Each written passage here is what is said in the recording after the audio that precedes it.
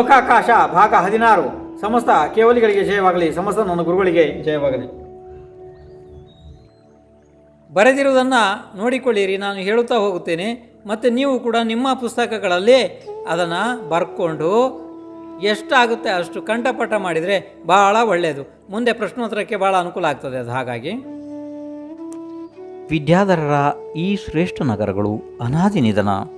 ಅನೇಕ ಪ್ರಕಾರದ ರತ್ನಮಯ ಗೋಪುರ, ಪ್ರಾಸಾದ, ತೋರಣ, ಉದ್ಯಾನ, ವನ, ಕೂಪ, ಧ್ವಜ ಸಹಿತ ಅನೇಕ ಪ್ರಕಾರದ ಜಿನಮಂದಿರಗಳಿಂದ ಸಹಿತ ಇದ್ದು, ನಗರದ ಹೊರ ವಲಯದಲ್ಲಿ ಕಮಲವನ, ಕೂಪ, ಉದ್ಯಾನ, ಅನೇಕ ಪ್ರಕಾರದ ಧಾನ್ಯ ಉತ್ಪಾದಕ ಕ್ಷೇತ್ರ, ಕಾಮದೇವನಂತೆ ಸುಂದರ ಪುರುಷರು, ಅಪ್ಸರೆಯರಂತೆ ಸ್ತ್ರೀಯರು, ಅನೇಕ ಕುಲವಿದ್ಯೆ, ಜಾತಿವಿದ್ಯೆ, ಸಾಧಿತ ವಿದ್ಯೆಗಳಿಂದ ಪ್ರಾಪ್ತ ಅನೇಕ ಸುಖ ಸಾಮಗ್ರಿ ಭೋಗಿಸುವವರು ಆಗಿರುತ್ತಾರೆ.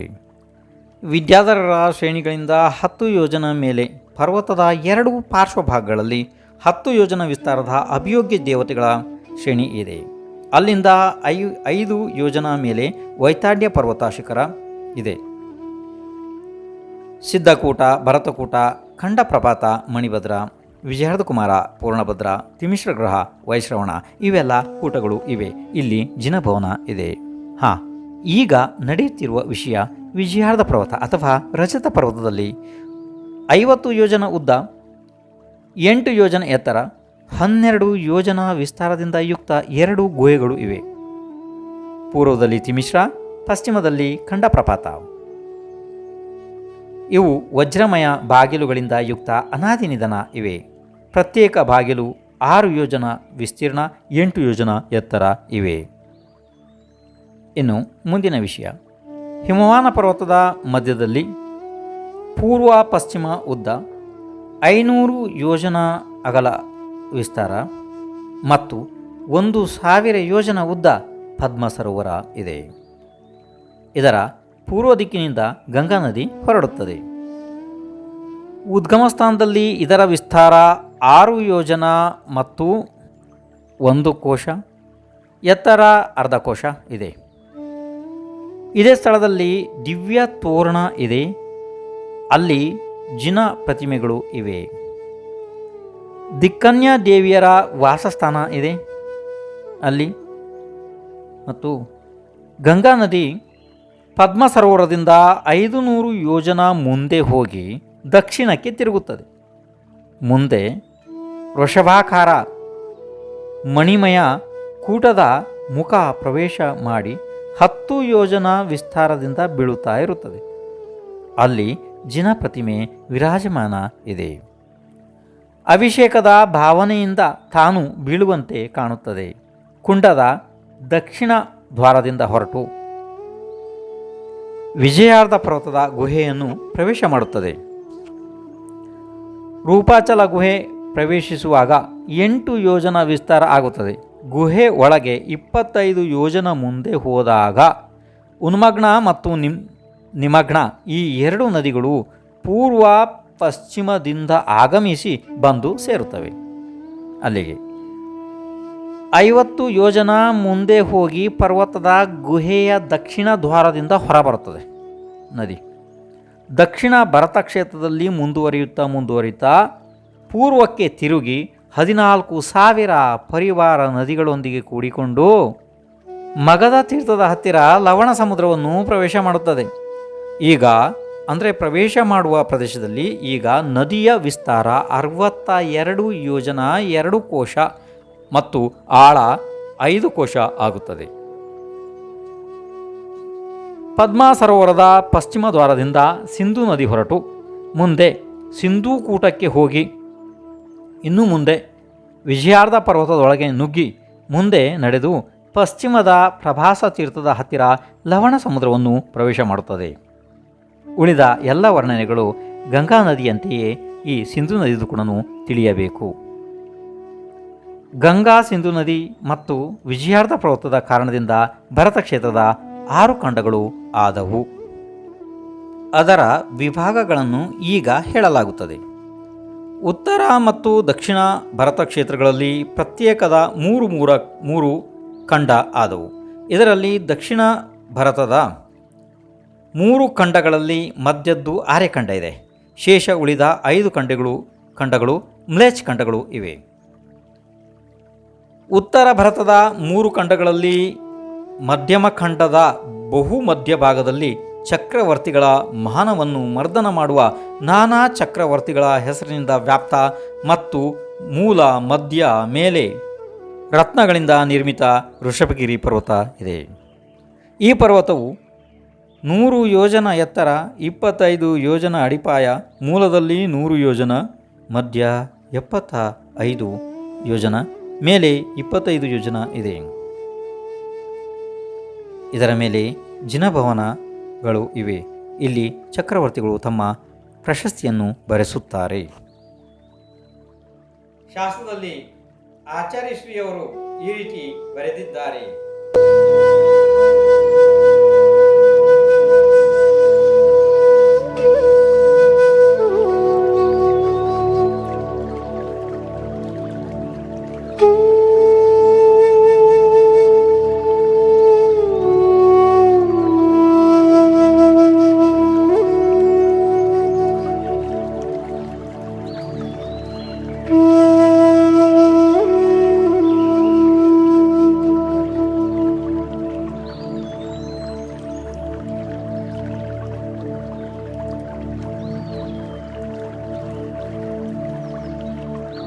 ಬರೆದದ್ದೆಲ್ಲ ನೀವು ಓದ್ಕೊಂಡಿದ್ದೀರಿ. ಅದನ್ನು ಸಾಕಷ್ಟು ಜನ ಭಾಳ ವಿಷಯಗಳನ್ನ ಕಂಠಪಾಠ ಮಾಡಿದ್ದಾರೆ. ಇದರ ಸಂಬಂಧಿ ಅಂದರೆ ಇದಕ್ಕೆ ಸಂಬಂಧಪಟ್ಟು ಮುಂದೆ ಚಿತ್ರ ಇದೆ. ಹಾಗಾದರೆ ಅದನ್ನು ಈಗ ನೋಡೋಣ. ಚಿತ್ರ ನೋಡಿ ಕಲಿಬೇಕು. ಅದರೊಳಗಡೆ ಬೇಗ ಜ್ಞಾನ ಆಗ್ತದೆ ಚಿತ್ರದೊಳಗಡೆ. ನೀವು ಈ ರೀತಿ ಚಿತ್ರವನ್ನು ಹಿಂದೆ ನೋಡಿದ್ದೀರಿ, ಬಿಡಿಸಿಕೊಂಡಿದ್ದೀರಿ. ಹೇಳಿರಿ, ಇದು ಯಾವ ಚಿತ್ರ? ಭರತ ಕ್ಷೇತ್ರದ ಚಿತ್ರ. ಇದರಲ್ಲಿ ಈಗ ಇದನ್ನು ನೀವು ಹಿಂದೆ ಬೇರೆ ಬೇರೆ ಬಣ್ಣಗಳಲ್ಲಿ ನೋಡಿದ್ದೀರಿ. ಈಗ ಕೇವಲ ಕಪ್ಪು ಬಿಳುಪಿನಲ್ಲಿ ಅಂದರೆ ಬ್ಲ್ಯಾಕ್ ಆ್ಯಂಡ್ ವೈಟ್ನಲ್ಲಿ ನೋಡ್ತಾ ಇದ್ದೀರಿ ಅಲ್ವಾ? ಈಗ ನೋಡಿ, ಈಗ ಇದು ಏನು ನಿಮಗೆ ಗೊತ್ತಿದೆ. ಇದು ಹಿಮವಾನ ಪರ್ವತ, ಇದು ವಿಜಯಾರ್ಧ ಪರ್ವತ. ಇಲ್ಲಿವರೆಗೆ ಇದ್ರ ಬಗ್ಗೆ ಬಹಳ ವಿಸ್ತಾರವಾಗಿ ನಡೆದಿದೆ. 1, 2, 3, 4, 5 ಮ್ಲೇಚ್ಛ ಖಂಡಗಳು. ಇದು ಮಧ್ಯದಲ್ಲಿ ಆರ್ಯಖಂಡ. ಇದು ಲವಣ ಸಮುದ್ರ. ಗೊತ್ತಾಗ್ತಿದೆಯಲ್ಲ, ಇದು ಲವಣ ಸಮುದ್ರ. ಇದು ನೆನ್ಪಿಟ್ಕೊಡ್ರಿ. ಇದರ ಒಳಗಡೆ ಏನು ಸಮುದ್ರಗಳು ಬರ್ತವೆ ಅಂದರೆ ಪ್ಯಾಸಿಫಿಕ್, ಹಿಂದೂ ಮಹಾಸಾಗರ, ಅಟ್ಲಾಂಟಿಕ್, ಇವೆಲ್ಲ ಏನಿದ್ದಾವೆ ಇದ್ರ ಒಳಗಡೆ ಇದ್ದಾವೆ. ಇದನ್ನು ಭಗವಾನರು ಉಪಸಾಗರಗಳು ಅಂತ ಹೇಳಿದ್ದಾರೆ. ಗೊತ್ತಾಯಿತು? ಇಲ್ಲಿ ಒಂದು ಶಬ್ದ ನೆನ್ಪಿಟ್ಕೊಡ್ರಿ. ಅವು ಉಪಸಾಗರಗಳಿದ್ದಾವೆ, ಮಹಾಸಮುದ್ರಗಳು ಅಲ್ಲ. ಮಹಾಸಮುದ್ರ ನೋಡಿ, ಇವು ಬರ್ತಾವಲ್ಲ, ಇದು ಲವಣ ಸಮುದ್ರ. ಇದು ಎಲ್ಲಿದೆ ಏನು ಅಂತ ಹೇಳಿ ಇನ್ನುವರೆಗೆ ಸ್ಯಾಟಲೈಟು ಅಥವಾ ಸೈಂಟಿಸ್ಟ್ಗಳಿಗೆ ಈ ವಿಷಯ ಇನ್ನೂ ಗೊತ್ತಾಗಿಲ್ಲ. ಆ ವಿಷಯ ಬೇರೆ. ಅದನ್ನು ಯಾಕೆ ಏನು ಅಂತ ನಾನು ಆಮೇಲೆ ಹೇಳ್ತೀನಿ. ಅದು ಈಗ ಬೇಡ. ಈಗೇನು ಬೇಕು ಅಂತ ನಮಗೆ ಇದು ಏನು ಈ ಆರ್ಯಖಂಡ ಇದೆ ನೋಡ್ರಿ, ಇಷ್ಟನ್ನು ಮಾತ್ರ ನೋಡ್ಕೊಳ್ರಿ. ಇದನ್ನು ವರ್ಲ್ಡ್ ಅಥವಾ ಪ್ರಪಂಚ ಅಂತ ಹೇಳ್ತಿರಲ್ಲ. ಇದರಲ್ಲಿ 6 ಕಾಲಗಳ ಪರಿವರ್ತನೆ ಆಗ್ತದೆ. ಒಂದು ಸ್ವಲ್ಪ ನೆನ್ಪಿಟ್ಕೊಳ್ರಿ, ಭಾಳ ಮಹತ್ವಪೂರ್ಣ ವಿಷಯ. ಇದರಲ್ಲಿ 6 ಕಾಲಗಳ ಪರಿವರ್ತನೆ ಆಗ್ತದೆ. ಅದನ್ನೆಲ್ಲ ಬರೆದು ತೋರಿಸ್ತೀನಿ, ನಿಮ್ಗೆ ಹೇಳ್ತೀನಿ ನಾನು. 6 ಕಾಲಗಳ ಪರಿವರ್ತನೆ ಆಗ್ತದೆ. ಆದರೆ ಇದೆಲ್ಲ ಮ್ಲೇಚ್ಛ ಖಂಡಗಳಿದಾವಲ್ಲ, ಇದು ಮತ್ತೆ ಈ ಪರ್ವತ ಇದೆಯಲ್ಲ, ವಿಜಯಾರ್ಧ ಪರ್ವತ, ಇಲ್ಲಿ ಏನಾಗುತ್ತೆ ಅಂತಂದರೆ ಚತುರ್ಥ ಕಾಲದ ಪ್ರಥಮ ಭಾಗ ಅಂದರೆ ನಮ್ಮ ಋಷಭನಾಥರಿಂದ ವರದಿ ಮಾಡಿದ್ರಲ್ಲ, ಅಲ್ಲಿವರೆಗೆ ಯಾವ ರೀತಿ ಕಾಲ ಪರಿವರ್ತನೆ ಇತ್ತು ಅಷ್ಟು ಮಾತ್ರ ಆಗ್ತದೆ. ಗೊತ್ತಾಯಿತು? ಅದನ್ನು ಇನ್ನೊಂದು ಸರ್ತಿ ಮತ್ತೆ ಚಿತ್ರವನ್ನು ತಿಳಿಸಿ ಓದಿಸಿ ನಾನು ಹೇಳ್ತೀನಿ. ಈಗ ಇಷ್ಟು ಮಾತ್ರ ತಿಳ್ಕೊಳ್ರಿ. ನಮಗೇನು ಬೇಕು ಅಂದರೆ ಕೇವಲ ಇಷ್ಟು ಮಾತ್ರ ಬೇಕೀಗ. ಅರ್ಥ ಆಯಿತು? ಇದನ್ನು ನೆನ್ಪಿಟ್ಕೊಡ್ರಿ. ಇದನ್ನು ಆರ್ಯಖಂಡ ಅಂತ ಭಗವಾನರು ಅಂದಿದ್ದಾರೆ. ಆಯ್ತಲ್ಲ? ಇನ್ನು ಅದರ ಬಗ್ಗೆ, ಕಾಲ ಪರಿವರ್ತನದ ಬಗ್ಗೆ ಹೇಳ್ತೀನಿ. ಈಗ ಸ್ವಲ್ಪ ಬಹಳ ಗಮನ ಇಟ್ಟು ನೀವು ಅದನ್ನು ಕೇಳಬೇಕಾಗ್ತದೆ. ಈ ರೀತಿಯ ಚಿತ್ರವನ್ನು ನೀವು ಬಿಡಿಸಿಕೊಳ್ಳಿರಿ. ಇದು ಬಹಳ ಮಹತ್ವಪೂರ್ಣ.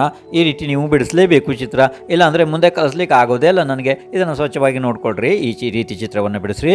ಮತ್ತೆ ನೋಡಿರಿ, ಇಲ್ಲಿ ನೋಡಿರಿ, ಇಲ್ಲಿ ನೋಡಿರಿ. 1 ಕಾಲ, 2 ಕಾಲ, 3 ಕಾಲ, 4 ಕಾಲ, 5 ಕಾಲ, 6 ಕಾಲ. ಈ ರೀತಿ ನೀವು ಮಾಡಿಕೊಳ್ಳಿರಿ ಚಿತ್ರ. ಇದು ಬಹಳ ಸರಳವಾದ ಚಿತ್ರ ನಿಮಗೆ. ಇದು ನೋಡಿರಿ, ಈ 4 ಕಾಲಗಳು ಸಮಾನ ಇದ್ದಾವೆ. ಸ್ವಲ್ಪ ನೋಡ್ಕೊಳ್ರಿ. ಇವು 4 ಕಾಲಗಳು ಸಮಾನ ಇದ್ದಾವೆ. ಇದು ಸಮಾನ ಇದೆ, ಇದು ಸಮಾನ ಇದೆ, ಇದು ಸಮಾನ ಇದೆ, ಇದು ಸಮಾನ ಇದೆ. ಅರ್ಥ ಆಯಿತು? ಇದನ್ನು ನಿಮಗೆ ಸ್ವಚ್ಛವಾಗಿ ಬರೆಸಿ ಓದಿಸುತ್ತೇನೆ. ಅದು ಈ ಸ್ಥಳದಲ್ಲಿ ಆಗೋದಿಲ್ಲ. ಇನ್ನೊಂದು ನೆನ್ಪಿಟ್ಕೊಡ್ರಿ, ಈ ಸ್ಥಳದಲ್ಲಿ ಒಂದು ಭಾಳ ಮಹತ್ವಪೂರ್ಣ ಸೂಚನೆ. ಅಕಸ್ಮಾತ್ ಯಾವುದಾರು ಶಾಸ್ತ್ರದಲ್ಲಿ ನೋಡ್ರಿ, ಇಲ್ಲಿ 6 ಕಾಲ ಮುಗಿದ ನಂತರ ಒಂದು ಕಾಲ ಬಂದರೆ ಅದೂ ಕೂಡ ಸರಿ ಇದೆ, ಅರ್ಥ ಆಯ್ತು. ಅದನ್ನು ನೀವು ನಿಷೇಧ ಮಾಡಬೇಡ್ರಿ. ಅದು ಯಾಕೆ ಏನು, ಆದರೆ ನಾನು ಯಾಕೆ ಹೀಗೆ ಮಾಡಿದ್ದೀನಿ, ನನ್ನ ಉದ್ದೇಶ ಏನು, ಅದನ್ನು ನಿಮಗೆ ಮುಂದೆ ನಾನು ಬರೆಸಿ ಆಮೇಲೆ ಓದಿಸ್ತೇನೆ, ಅದನ್ನು ಅರ್ಥ ಆಯ್ತು. ಅದಕ್ಕೆ ಭಾಳ ಕಾರಣ ಇದೆ. ಇಷ್ಟಾದಮೇಲೆ ಇನ್ನು ಮುಂದೆ ನೋಡ್ರಿ, ಇದರೊಳಗಡೆ ಇಲ್ಲಿ ನೀವು ಈ ರೀತಿ ಚಿತ್ರವನ್ನು ಸಹ ಮಾಡಬಹುದು, ಅರ್ಥ ಆಯ್ತು. ನಿಮಗೆ ಹೇಗೆ ಆಗುತ್ತೆ ಅಂದರೆ, ಹಿಂದೆ ತೋರಿಸಿದ ಚಿತ್ರ ನಿಮಗೆ ಸರಳ ಇತ್ತು ಅಲ್ವಾ. ಇನ್ನೊಂದು ಪ್ರಕಾರದ ಚಿತ್ರ ತೋರಿಸ್ತೇನೆ ನಿಮಗೆ. ಈ ರೀತಿ ಚಿತ್ರ ಮಾಡಿದರೆ ಇನ್ನೂ ಒಳ್ಳೆಯದು, ನಿಮಗೆ ಅದು ಬಹಳ ಸಮಯದವರೆಗೆ ನೆನಪಿನಲ್ಲಿ ಉಳಿಯುತ್ತದೆ. ಇಲ್ಲ ಅಂದರೆ ಚಿತ್ರವನ್ನು ಸಾಮಾನ್ಯವಾಗಿ ಮಾಡಿದರೆ ಮತ್ತೆ ಬೇಗ ಬೇಗ ನಿಮಗೆ ಮರೆತು ಹೋಗ್ತದೆ. ಈ ರೀತಿ ಏನಾದ್ರು ಮಾಡಿದರೆ ಇದೆಯಲ್ಲ, ನಿಮಗೆ ಬಹಳ ಸಮಯ ನೆನಪಿರ್ತದೆ ಮತ್ತು ನಿಮ್ಮ ತಲೆಯಿಂದ ಹೋಗೋದೇ ಇಲ್ಲ ಅದು. ಈ ರೀತಿ ಯಾರು ಮಾಡುವವರು ಮಾಡಿರಿ, ಯಾಕೆಂದರೆ ಚಿತ್ರಗಳನ್ನು ಅನೇಕ ಪ್ರಕಾರವಾಗಿ ಮಾಡಬಹುದಾಗಿದೆ. ಇದನ್ನು ಬಿಡಿಸೋದಕ್ಕೆ ಸ್ವಲ್ಪ ಸಮಯ ಜಾಸ್ತಿ ಆಗ್ಬೋದು ನಿಮಗೆ, ಆದರೆ ಮಾಡಿದರೆ ಬಹಳ ಒಳ್ಳೆಯದು. ಈಗ ಇದರ ಬಗ್ಗೆ ಸ್ವಲ್ಪ ಹೇಳುತ್ತೇನೆ ಕೇಳ್ರಿ.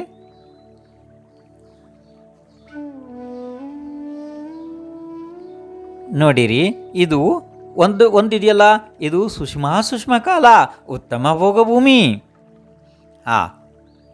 ಅವಾಗೆಲ್ಲ ಕಲ್ಪವೃಕ್ಷಗಳು ಇರ್ತವೆ ಅದರಲ್ಲಿ. ಇನ್ನು ನೋಡ್ರಿ, ಇದು ಇದೆಯಲ್ಲ, ಇದು ಸುಷ್ಮಾ ಕಾಲ ಅಂದರೆ 2ನೆಯ ಮಧ್ಯಮ ಭೋಗಭೂಮಿ. ಇನ್ನು ಇಲ್ಲಿ ನೋಡ್ರಿ, ಇದು 3ನೆಯ ಸುಷ್ಮಾ ಮತ್ತು ದುಷ್ಮಾ ಕಾಲ.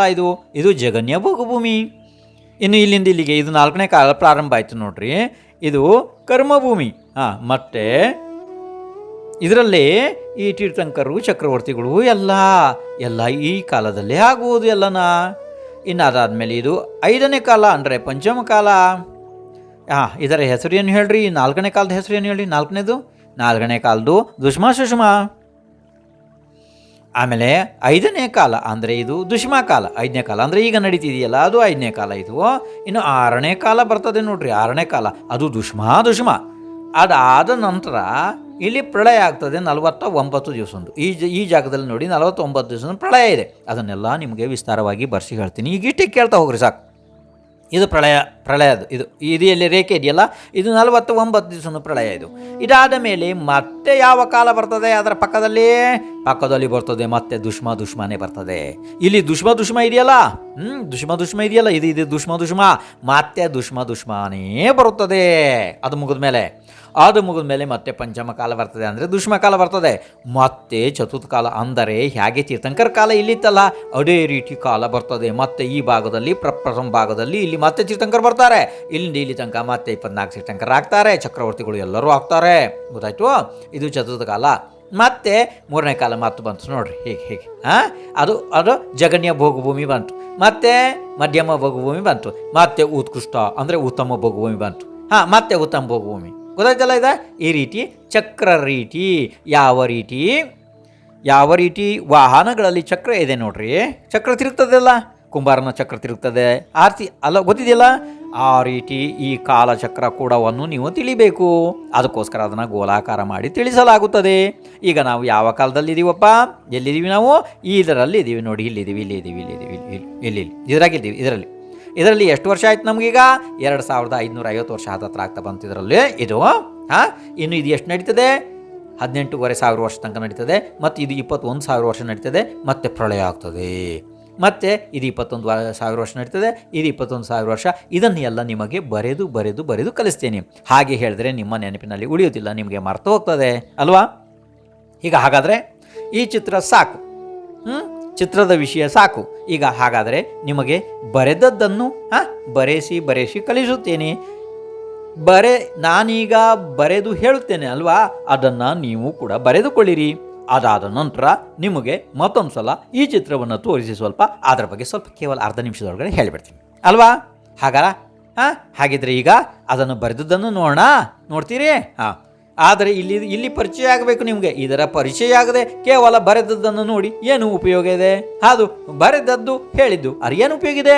ಈ ಚಿತ್ರದ ಪರಿಚಯ ಆಗಲೇಬೇಕು. ಈ ಚಿತ್ರವನ್ನು ಪದೇ ನೀವು ನೋಡಲೇಬೇಕು ಪದೇ. ಅರ್ಥ ಆಯ್ತು? ಇನ್ನು ಮುಂದಿನ ಭಾಗವನ್ನು ಕೇಳಲು ನಾಳೆ ಬನ್ನಿ. ಸಮಸ್ತ ಕೇವಲಿಗಳಿಗೆ ಜಯವಾಗಲಿ. ಮಹಾಪುರುಷರು, ಶರಾಕ ಪುರುಷರು, 24 ತೀರ್ಥಂಕರು, ವರಭದ್ರ ನಾರಾಯಣ, ಪ್ರತಿನಾರಾಯಣ, ಕಾಮಧೇಯ ಪದವೀಧರ ಇವರೆಲ್ಲರ ಬಗ್ಗೆ ವಿಸ್ತಾರವಾಗಿ ತಿಳಿಯಬೇಕೇ?